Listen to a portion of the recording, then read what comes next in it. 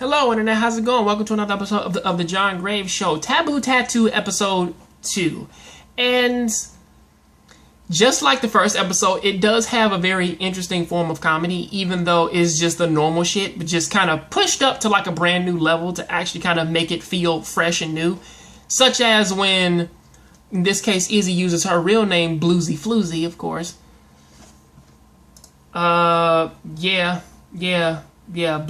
Floozy, of course. She uses her, she says that her and Atsuka are more than friends, even though it's kind of odd how that somebody just kind of just pointed that out of saying like, hey, do you know Atsuka? And she just, like, it's kind of odd, but then again, she was stalking him like in the previous episode, so of course they would ask that a question. But still, when she said that, all the guys just grabbed Akatsuka and then threw him out the window. Normally in most of these animes, like, most guys would just be mad at him, but now they just lift this fucker up and throw him out a fucking window. I'm like, well, yeah, that's the fucking extreme for a guy to know one girl, but now it's like, goddamn, like, ain't that something? They even take it a step further as to having the boob grab scene earlier in this one, even though she holds it for just a little bit longer than normal. Of course, Akatsuka says, and I do kind of agree with him, I think something sexual is going on here. And of course, when the teacher comes back, all the boys are at their desks because they came in their pants. You know how that shit is. An American girl rubbing on the big ass titties, man, of a Japanese girl. Yeah, man, just you know how that how that goes, boy. Yeah, but still, I do kind of appreciate, though, that even with all the comedy, though, they do take a step back to actually explain, what is going on with the tattoos of saying once it merges with a person, it merges with their body.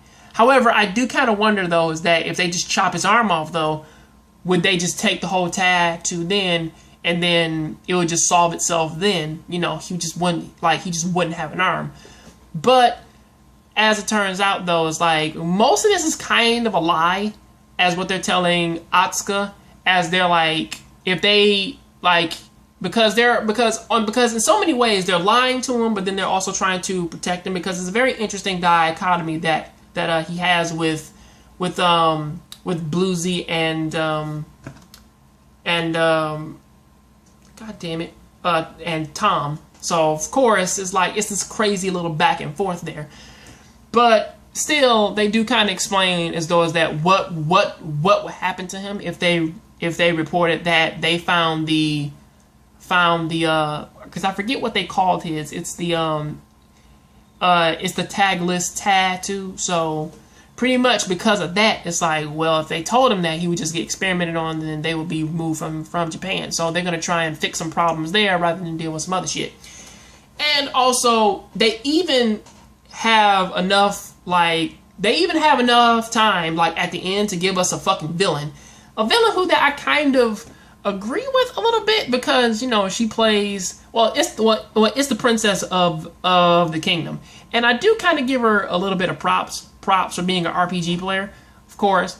But still, her logic is kind of off a little bit because of her saying that, because her equating her getting the tattoo to just getting a world map.